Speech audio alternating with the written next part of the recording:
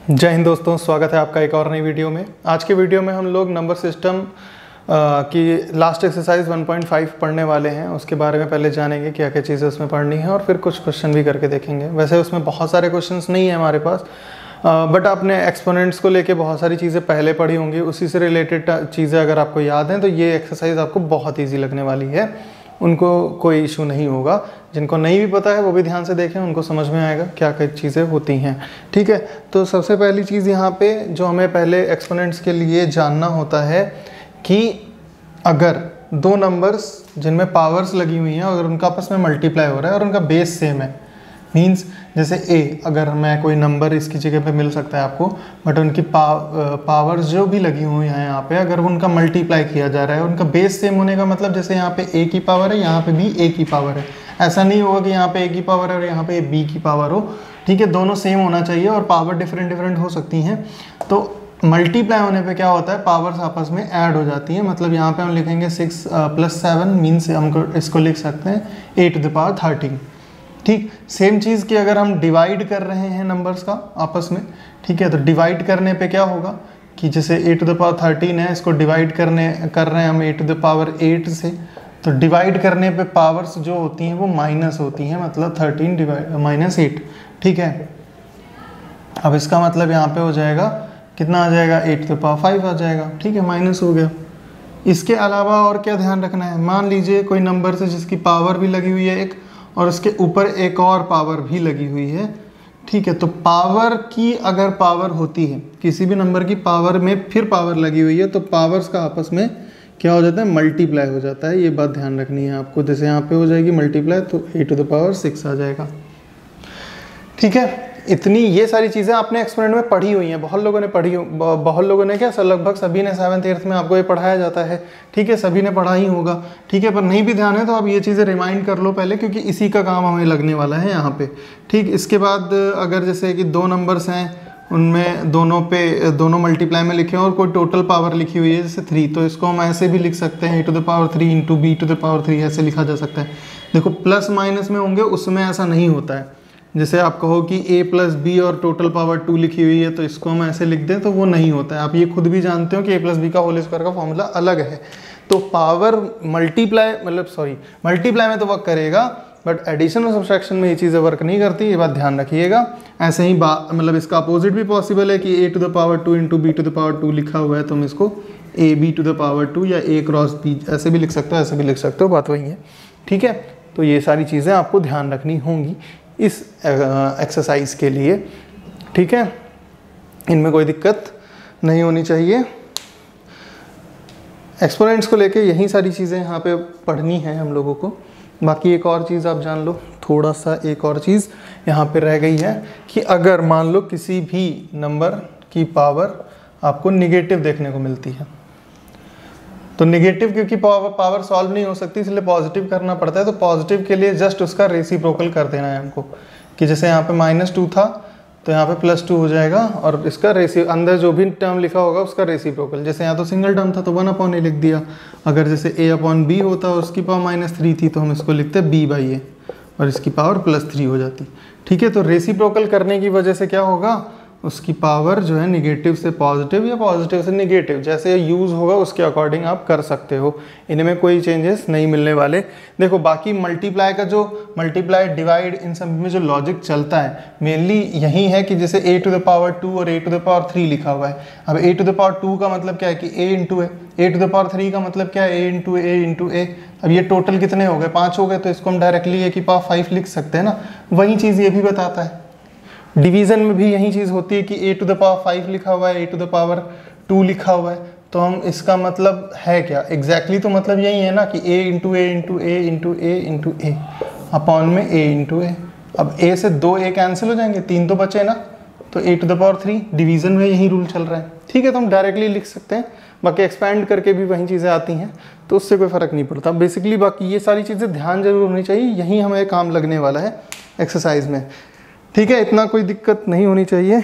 अगर कोई इशू है तो बताइएगा मुझे ज़रूर कमेंट सेक्शन में। मुझे लगता है मैंने जितना बताया इसमें काम, इतने में ही काम हमारा हो जाएगा। तो यही चीज़ें आप अच्छे से समझ ली हो तो क्वेश्चन देख लेते हैं एक्सरसाइज के। ठीक है, अब एक्सरसाइज में है क्या, जैसे देखो पहला क्वेश्चन ही दिया हुआ है कि 64 टू द पावर 1/2 ऐसे लिखा हुआ है। अब हमें पहला चीज़ क्या करना है कि 64 का जैसे प्राइम फैक्टराइजेशन निकालना है। 2 से किया 32, फिर 2 से किया 16, फिर 2 से किया 8, फिर 2 से किया 4, फिर 2 से किया 2, फिर 2 से किया 1। तो अब यहाँ पे क्या आया, देखो 1 2 3 4 5 6, तो मतलब 64 की जगह पे हम क्या लिख सकते हैं, 2 टू द पावर 6 लिख सकते हैं। बोलो। अब देखो अभी मैंने बताया पावर की पावर होगी तो क्या करेंगे, पावर की पावर होगी तो पावर का आपस में मल्टीप्लाई होता है। मतलब यहाँ पे क्या होगा, 2 की पावर में हमें क्या करना पड़ेगा, 6 × 1/2। अब देखो इस चीज़ में हम ऐसे भी लिख सकते हैं 2 की पावर 6/2, 2 1 सा 2 3 सा, मतलब क्या बचा 2 टू द पावर 3, और 2 टू द पावर 3 का मतलब 8, क्योंकि 2 टू द पावर 3 8 के इक्वल होता है। सॉल्व हो गया, आंसर आ गया, खत्म, है ना। तो बस इसमें ऐसे ही क्वेश्चंस हैं, कुछ अलग नहीं है जो आपको कंफ्यूज करेगा, ठीक है। वैसा कुछ भी नहीं मिलने वाला, आप उसकी टेंशन ना ही लो। जैसे यहाँ पे ही है 32 टू द पावर 2/5 ये लिखा हुआ है, ठीक है। अब देखो 32 अगर आप यहीं पे देख लो इसी में, तो 32 का ये फैक्टराइजेशन होगा, बोलो 32 का ये फैक्टराइजेशन होगा, कितने 2s हैं, 5 हैं। तो मतलब हम 32 की जगह पे क्या लिखेंगे, 2 to the power 5 to the power 2/5। अब पावर की पावर तो पावर का आपस में मल्टीप्लाई, 5 से देखो 5 कैंसिल हो जाएगा, 2 की पावर 2, 2 की पावर 2 का मतलब 4 आएगा कि नहीं आएगा, बोलो। वही मतलब है ना कि 2 × 2 जहाँ पे 4 हो गया। जैसे यहाँ पे 8 में क्या मतलब था, 8 में मतलब था क्योंकि 2 की पावर 3 का मतलब था 2 × 2 × 2 जो कि 8 के इक्वल होता है, 2 2 ज़ा 4 2 ज़ा 8, ठीक है। ये भी आंसर है, इसका ये आंसर है। तो ऐसे ही बहुत इजी से क्वेश्चन है, कोई दिक्कत नहीं होगी। आप रूल नॉर्मल याद रखो, बस उससे कोई इशू नहीं होने वाला, ठीक है। बाकी जैसे एडिशन सब्सट्रैक्शन को लेके जो भी क्वेश्चंस हैं इसमें, मतलब पावर्स के एडिशन और सब्सट्रैक्शन का लेके, वो भी देख लेते हैं। पहले दूसरे में तो आपको इसी तरह के क्वेश्चन देखने को मिलेंगे। अब दूसरे वाले में देखो, तीसरे वाले में, तो तीसरे वाले में जैसे दिया हुआ है 2 to the power 3/2 multiply, sorry 2/3 है, 2/3 मल्टीप्लाई 2 टू द पावर 1/5। अब मल्टीप्लाई का साइन नहीं लगा, डॉट लगा हुआ है, ठीक है, पर मतलब वही होता है, ठीक है, उससे भी कोई फर्क नहीं पड़ेगा। अब देखो मल्टीप्लाई हो रहा है तो पावर ऐड होंगी, तो पावर ऐड क्या होंगी कि यहाँ पे 2/3 प्लस 1/5 ऐसे ही तो ऐड होगा ना। अब ऐसे नंबर्स को आपको ऐड करना आता है कि नहीं आता, वो चीज़ मैटर करेगी, ठीक है। अगर ये आता है तो आप देखो डायरेक्टली भी कर सकते हो इसमें क्या कि नीचे लिख दो पहले डिनोमिनेटर्स का मल्टीप्लिकेशन, तो 5 3 ज़ा 15 लिख दिया, ठीक है। फिर 5 का 2 से मल्टीप्लाई तो 5 2 ज़ा 10, 3 का 1 से मल्टीप्लाई तो 3 1 ज़ा 3, क्या आ गया 13/15। बस यही यहाँ पे भी आएगा 2 की पावर 13/15, सिंपल, ठीक है। अब जैसे इसी के बाद में पावर की पावर वाला ही टर्म दिया हुआ है, ठीक है, 1/3 टू द पावर 3 और 7, ठीक है। अब देखो इसमें भी कोई अलग से चीज़ें नहीं हो रही, 1 की पावर कितनी हो गई, 1 ही रहता है। अब 3 की पावर 3 और पावर 7, तो पावर की पावर तो पावर का मल्टीप्लाई होता है, सीधी बात है। तो 3 7 ज़ा 21, मतलब 1/3 टू द पावर 21, यही तो आएगा, कुछ अलग थोड़ी ना होने वाला है। ऐसा ही थर्ड वाला है, थर्ड वाले में क्या होगा कि डिवाइड में लिखे हुए हैं तो सीधी बात है माइनस करोगे, है ना, कि 11 टू द पावर 1/2 और 11 टू द पावर 1/5। इसमें हो गया होगा 11 की पावर 1/2 माइनस 1/4।